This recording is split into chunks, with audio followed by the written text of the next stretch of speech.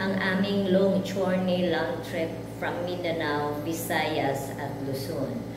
First day ng aming long trip travel, nag-start kami ng 8 AM from Cagayan de Oro City or CDO patungo sa Hingog City, Butuan City, Agusan del Norte, Surigao del Norte at Surigao City.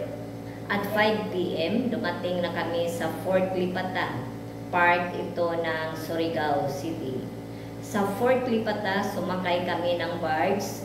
Ang biyahe ng barge ay 1 hour and 15 minutes patungo sa park ng Leyte. Tapos, naglaland trip na naman, pero park pa rin ng Leyte.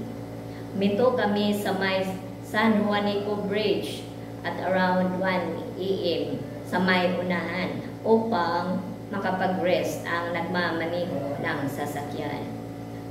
Hindi maayos ang pagkukuha ko ng picture sa San Juanico Bridge kasi parang madilim. Tapos nakapag-rest ang nagmamaniho, tuloy pa rin ang land trip sa park ng Leyte. Itutuloy bukas ang second day ng aming very long land trip travel. Maraming salamat sa inyong pakikinig.